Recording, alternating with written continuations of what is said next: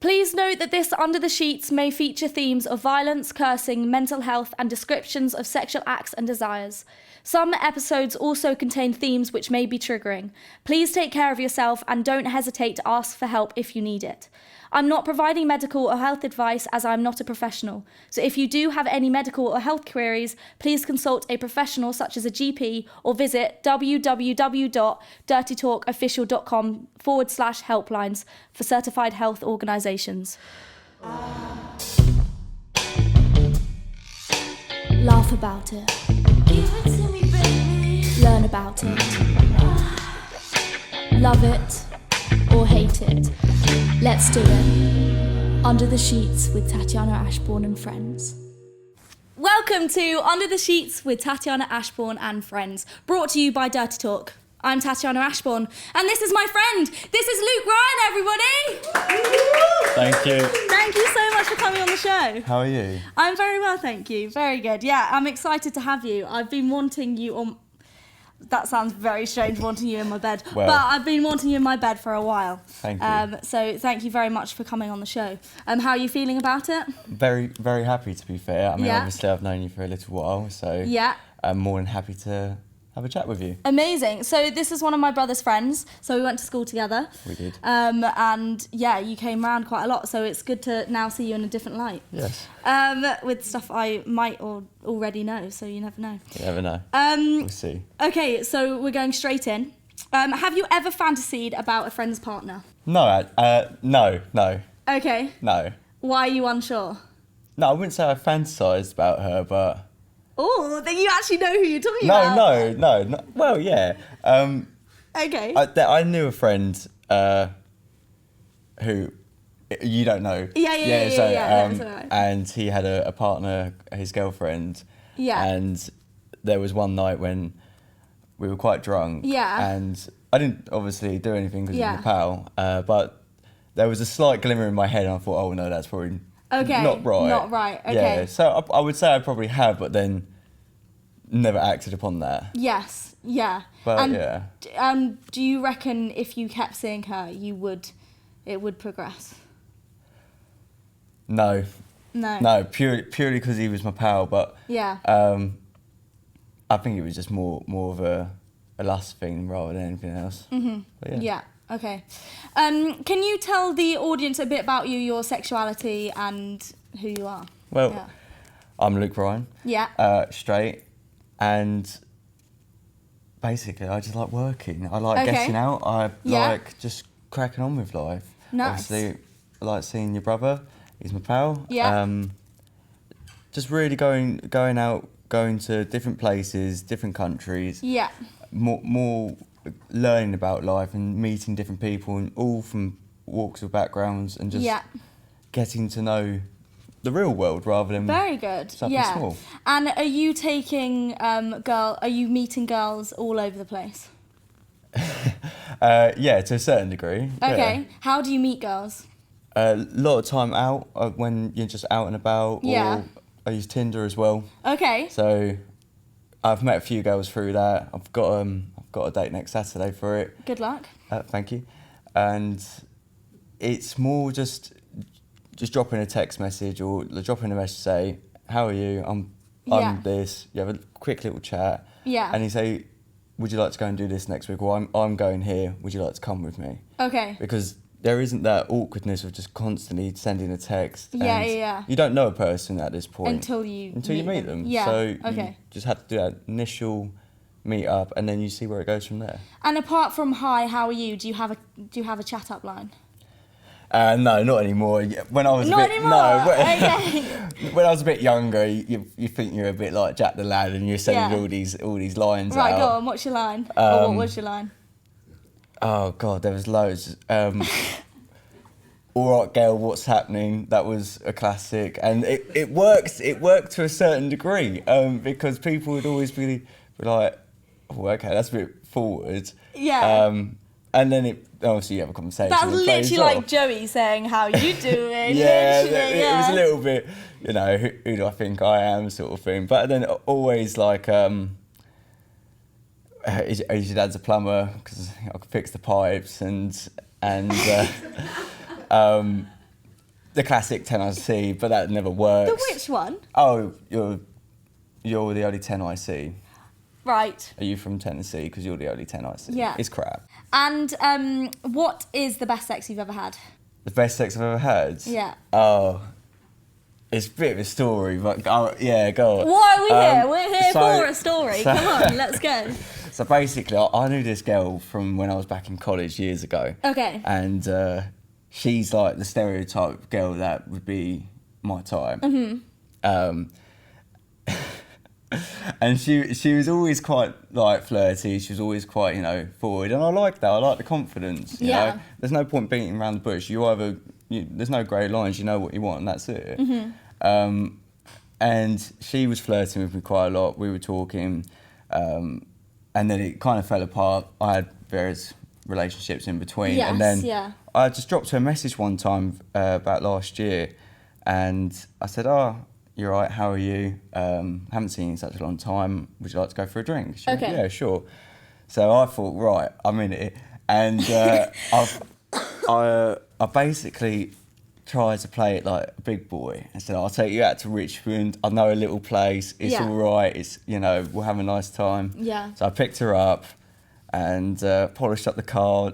Got the haircut, shaved, looked Yeah. nice, and we basically had a meal. And after a few glasses of wine, I was driving her back, and she was basically just putting it on me, and she just pulled down my trousers while I was driving her home, and just had a go. Right. And that was like the best thing. Yeah. ever. Well, if you was there, you would understand. But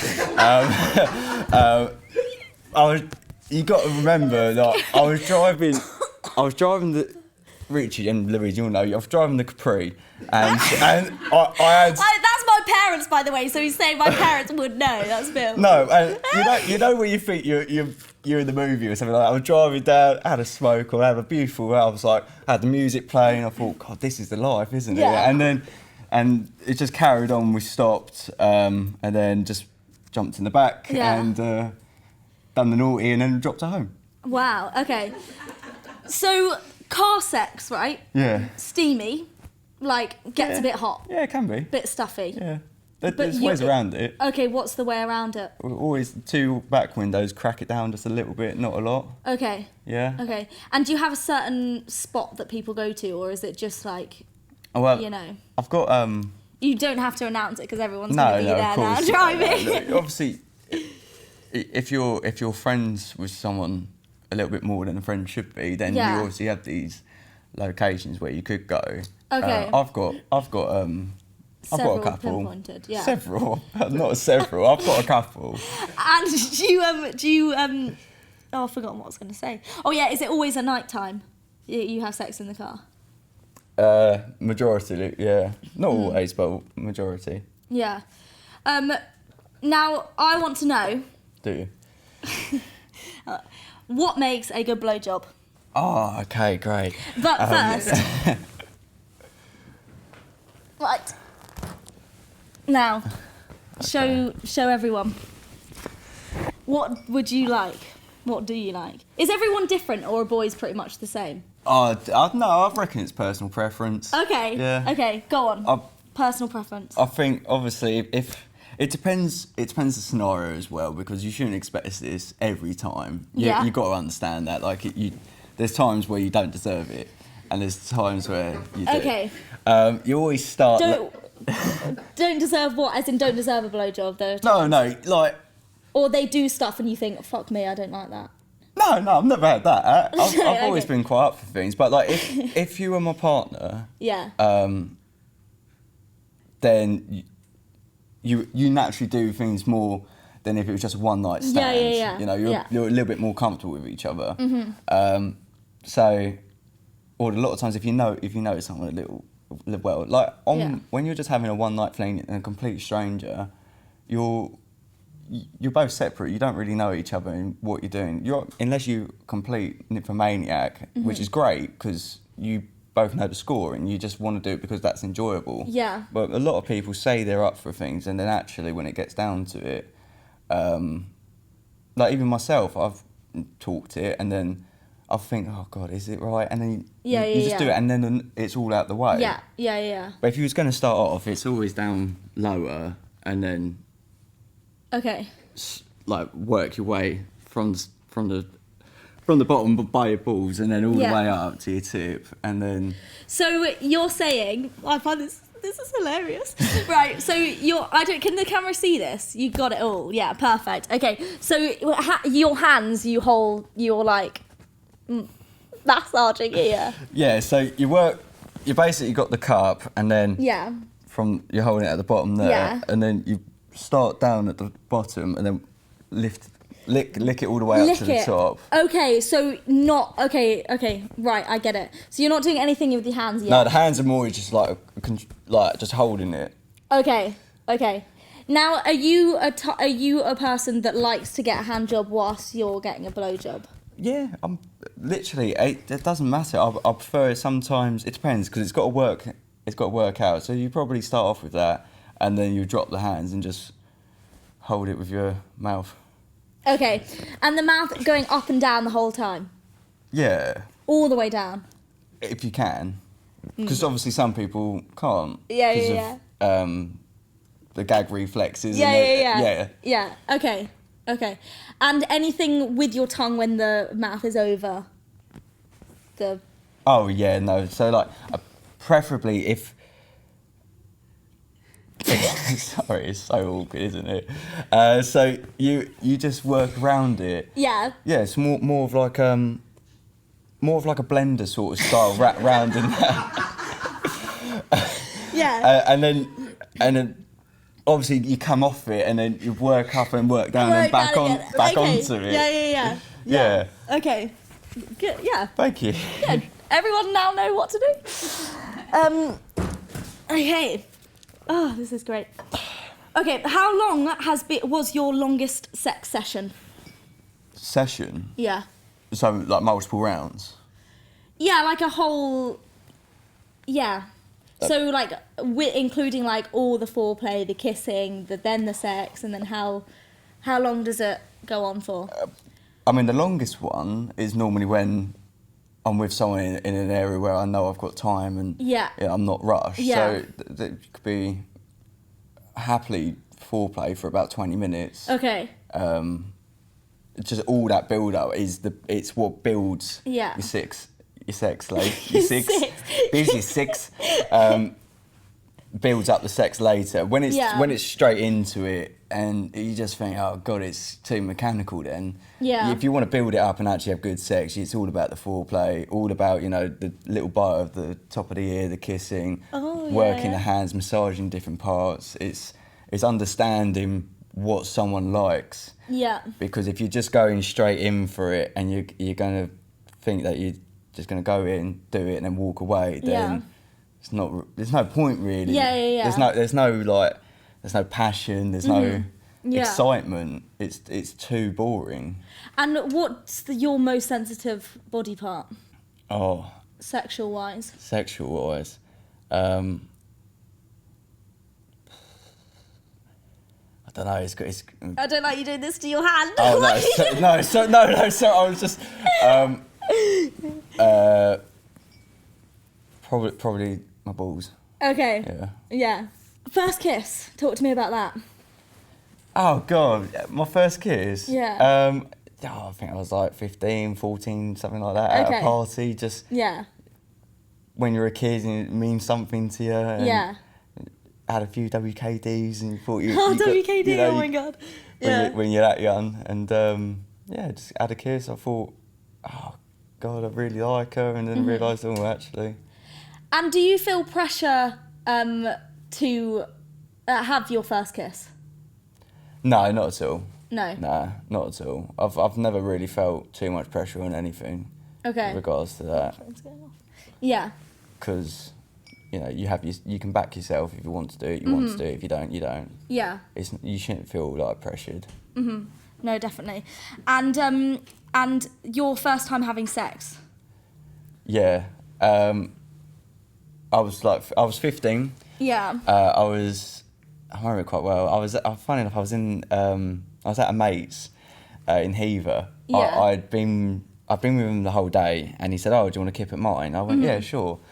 So we rode the bikes back up to his. We've been messing about in town, and jumping off and all that. Yeah. And he went, "Oh, I'm talking to this girl. I'm going to invite her around, and she's going to bring a mate." He went, "You all right with that?" I went, "Yeah, I'm fine with that." And we ended up. He was. I think there was kind of an idea of what was going to happen that night. Yeah. So we were just chilling out, having a few beers, and he's got a lovely house. He's got a hot tub and a little barn extension, which is all got a top room with a bed and everything. So we were just chilling, and it just got later in the evening, and we separated into the two of us. Yeah. And just got it on. Okay. Basically. And were you nervous? No, not really. Oh, it was really annoying, to be honest, because I'd burnt my back. I had I had a really bad bandage on the back of my back. Oh my God, literally. So what I was doing, I was really self-conscious about that coming off and like bleeding and all that. So I was a bit more worried about that happening than what I was doing. Oh my God, yeah. But it was great because we started off at the sofa because he was upstairs. Yeah. So I basically I'd watched too much porn as an impressionable child. Okay. So I had quite an unrealistic idea of what sex was, but I just, before doing anything, just went straight down on her because I thought that's what you was meant to do. Yeah. So I was just down on her for quite a while, and then she basically had to stop me and say, "Do you want me to do something to you now?" Because I didn't really understand, have a full idea on it. But then we just started cracking on, understanding. She was quite chilled out. She was quite a cool girl. She was really, really just easygoing. There was no pressure whatsoever. It was a good laugh. And we were in the hot tub together, and we were all just chilling out and having a good time. And I didn't feel any pressure whatsoever. That's so good. And I'm not embarrassed about it at all. Yeah. And did you see her again? No, never again. Really? Yeah, never again. Oh my God. Yeah. Did you want to, or was it just like that was it? No, I just never happened to see her again. Yeah. Oh my God. So you had a girlfriend for many years when you were younger. Not many years, Well, a couple years. Yeah. 16, right? Yeah. From what I remember, and that was a pretty serious relationship. As much as a 16-year-old can be. Yeah. Okay. Now, my understanding is that you thought you wanted to marry her. Yeah. And that's what your plan was. Yeah. And looking back on it now, are you a bit like, I was 16, that's ridiculous? Yeah, completely. It's so stupid because when you're that, I had this idea when I was younger. I had to be married, had kids, have a mortgage and all that, like that traditional life. But I now just kind of realise it's so stupid. Like, we have nothing in like compatible wise. It would just be ridiculous. Yeah. You know. Yeah. Okay. And so you were pretty serious that you bought a ring. Is that right? Yeah, I bought a little ring. Yeah. It was a couple £100 ring, and I thought I was going to give it to her, and I was just a bit of a wet wipe really because obviously she broke up with me, and I was like a bit upset like that. And then now you look back at it and you just think, oh, that's not real upset. You don't even know the half of it. Like, yeah. And I was just a little bit. I don't know. I just think I felt a little bit sorry for myself because it was my first girlfriend, and I was a bit upset. I was just a bit younger then. I just thought, you know, that's all you know at that point. And was that your first experience of heartbreak? Yeah, probably. Yeah. Yeah. And have you experienced it since as well? Yeah, one time after. Okay. Yeah. And how do you deal with when your heart's broken? All right. I just crack on really. Just I don't know. I don't really talk to anyone afterwards. About it. Yeah. Yeah. And just basically crack on and just let time heal itself. Yes. Yeah, Not really dwell too much on it because I did last time. I got quite upset last time, but I just think now it's no point just because you just learn from it. It's a learning experience. Yeah. That's all it is. Yeah. In life, you're going to meet so many more people, so you might as well just think, oh, okay, that didn't work, so I know what I know next time. Yes, yeah, definitely. And do you have an open family that you talk openly about sex and about sexuality and stuff like that? No, well, I don't know. Not really. No. Okay. Probably not. Yeah. And is that difficult for you because you'd like to talk openly about it, or not really? No, not really. I mean, like, it's a bit of a weird setting because my sister's gay, and she's got a girlfriend, well, her fiance, and Yeah. there's never been an issue about it. It's just we just don't talk about sex. Yeah. Like, we all know about it, and obviously we make jokes every now and again, but it's not something that I would ever go and openly talk about it. I don't need to. And was it easy for your sister to come out, or did she not have to come out? How did it work when she got a girlfriend? And I don't know. She had a girlfriend. Yeah, that was it. Yeah, Like, and that's so good that nothing really has to come about it. Not really. I mean, they're not. My mum and dad aren't too bothered as long as they're happy. Yeah. It's not a big issue anyway. Yeah. So. And when when it all came about, did you ever question your sexuality? No, not really. No. No. Yeah. Mm-hmm. And to you, what is love? What is love?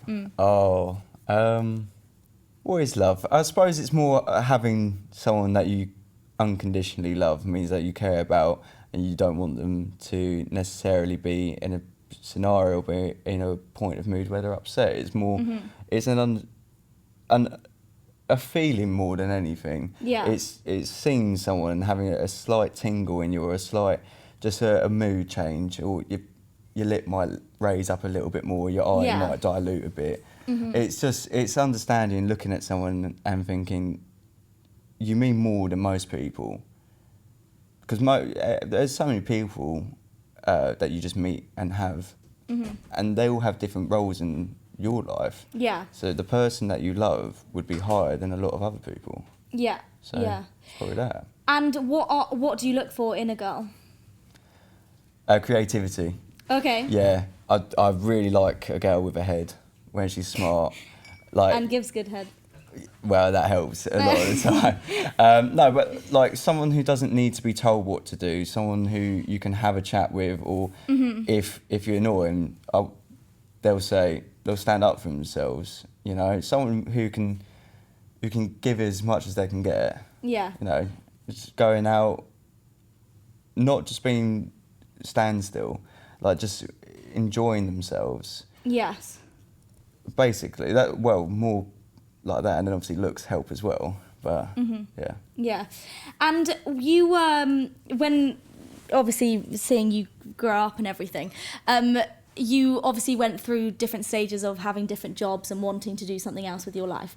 Now, you also wanted to be a fireman. Yeah. But not only, I'm guessing, because women love a long hose, but because obviously uniforms are great. Did you feel that if you became a fireman, that would attract the girls? Yeah, to a certain degree. I mean, when I was doing my my training for it, I was going to station, and a few women had walked past, and there was more eyes staring. Really? Yeah. We were in uniform, and we were just doing certain it was basically doing ladder climbs. Yeah. And where it was open, where the public could just walk past the station, they were in view of it. So there was more people just mingling, a lot more women just eyes on.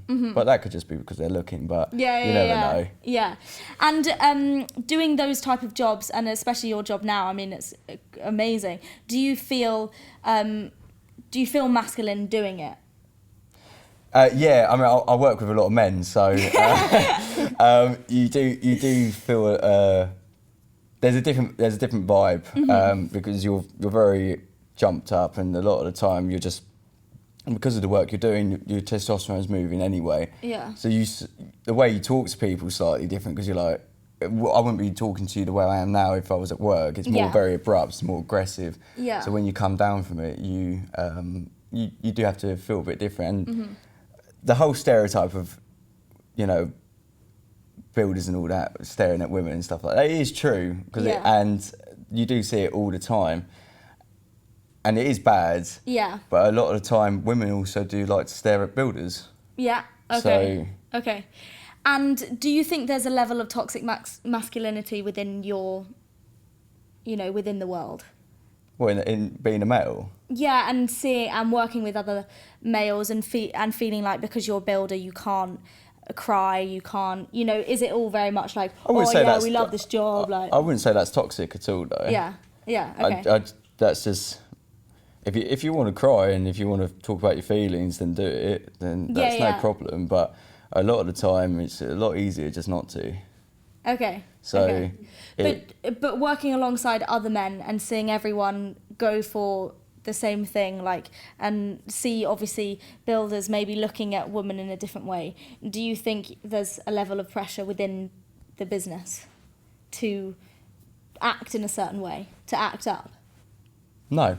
Okay. Well, no, not really. I mean, if you ever go and get the chance to go to some of these buildings, they really push a message on men's mental health. Okay. They love to put it out there. They really do put all these signs up, and there's all these slogans saying that you should never feel upset, you should never feel like you don't have a voice. Yeah. And I mean, to a certain degree, I think that's true. Yeah. Because they're just trying to, they just put this out there. They say, okay, well, we cared about you. Okay. But then you don't at the same time, because you're putting people into those positions to feel like that. Yeah. There's a lot of men living in this world, it's quiet depression. Yeah. And they just go on with it. A lot of men out here do have problems all the time, but they just don't tell anyone. Yeah. And why do you think they shouldn't tell people? Because sometimes in life you do have your own problems and you just have to do it yourself. And not necessarily you have to talk to everyone about it. Yeah. And sometimes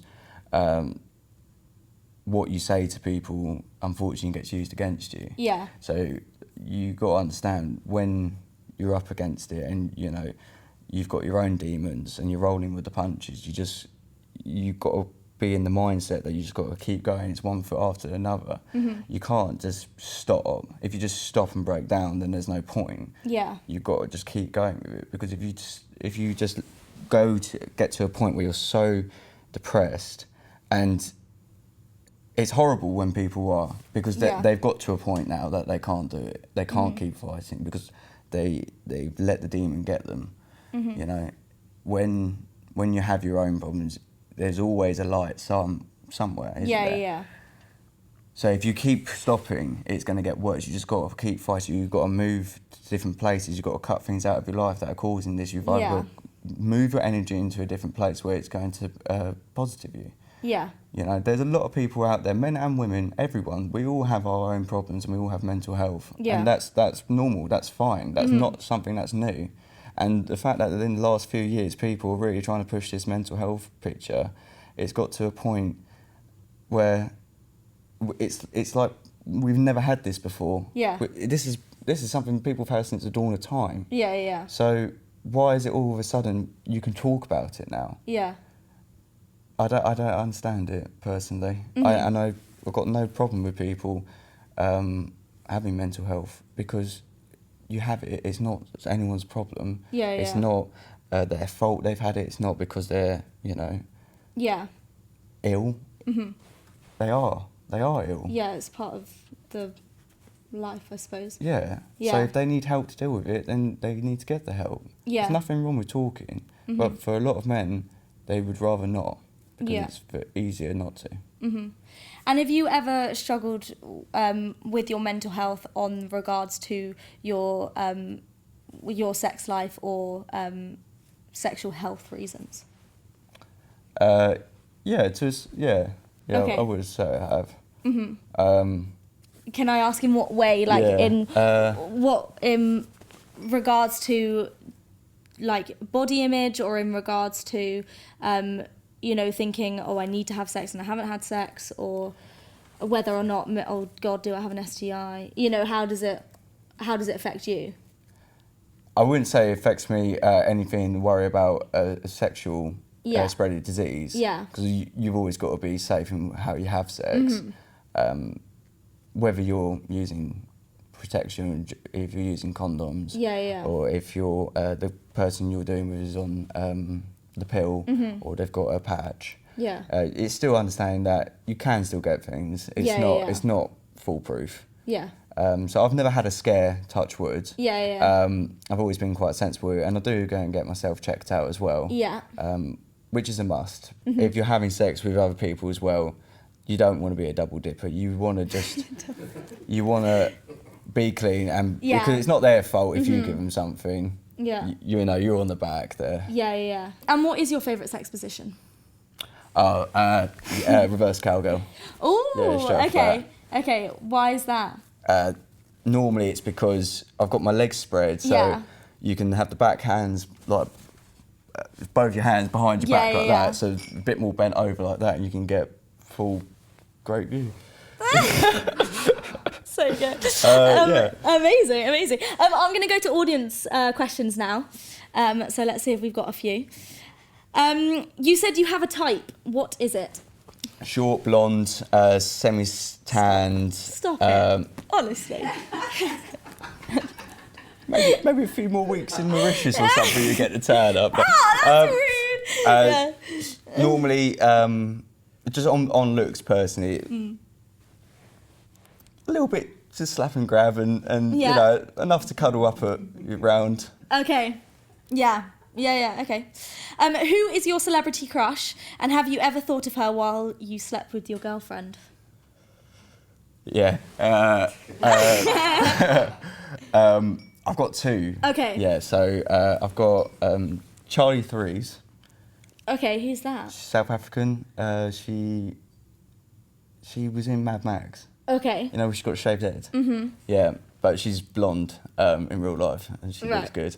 And then probably Margot Robbie. Of course, Of classic. course, You know. Yeah. Okay. It's, and you've thought of them whilst you were with your girlfriend? Yeah. Multiple times? No, just twice. Okay. And how do you let her know that? No, of course not. No, I'm not stupid. Okay. So you watch a lot of porn and say that it's unrealistic. Do you think it shouldn't be easily available for youngsters? Oh, when I was younger, I watched. Yeah. When I was younger, I watched a bit of it. I don't know. I suppose no. In certain realms, yeah, because at some point it's like it's so forced and unrealistic, and these kids are seeing it and they're like, oh yeah, this is what it's like. Yeah. And, nah, like when it goes to certain subgenres of porn, it's a bit too much. Okay. I suppose when you're like 14, 15, 16. And you've got all these urges, and or you're growing up and your puberty's kicking in, maybe seeing a bit of it won't hurt to a certain degree. I mean, if you're watching porn to just get your kicks off, then fair enough. But if you're going deep into it and watching, you know, different bondage porn, and you know, Pascal, he's a porn star, a Frenchman. Is that another celebrity crush? God no. He's just very, very violent, like dangerously violent. Okay. It's not appropriate. Yeah. It's that's the dangerous part of it. Yeah. Okay. And you say you don't watch porn now. Why is that? I don't really need to. It's something you grow out of, and also it's not really that good for your head. Yeah. It messes you up. Yeah. Okay. So you just grow out of it, I think. Yeah. Some men, it depends how active you are. Mm-hmm. I can understand a lot of men who are stuck at home just, you know, watching porn all day, and that's a bit weird. But if you're out there and you're getting some, then you shouldn't need to. Yeah, definitely. Is there anything you wouldn't do in the bedroom? Anything that you've yet to try? I'm a very open person. I'm happy to have a crack at anything. Have a crack at anything, basically. But I don't want anyone to release themselves on me. Okay. Yeah. Right. In what?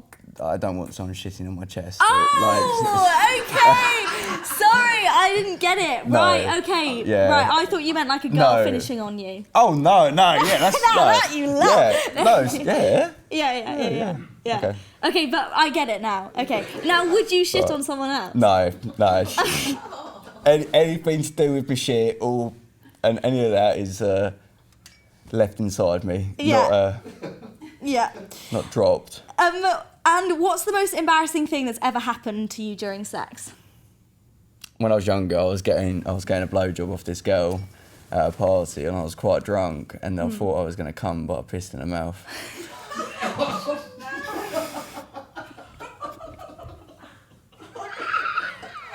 That is brilliant. Yeah, I know, it's bad. That, to be fair, it scares me that that's what I'm going to do. Because there's a certain pressure on my bladder that I think, is it wee or is it am I about to finish? I mean, I've been pissed on before by Okay, accident. yeah. But when you're during sex and when she ejaculates, you And know. what does she say to you? She didn't really realise, to be fair, and She just thought it was a lot. You finished. I just pulled out and walked back to the party. Just carried on going on like no, nothing happened. Yeah. Did you say there was something else that was embarrassing?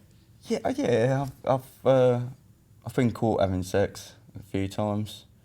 Quite a bad one was I was seeing this girl and we was out in sticks and doing a business in the back of the car. Yeah. And a cyclist came past and gave us a little tap on the window.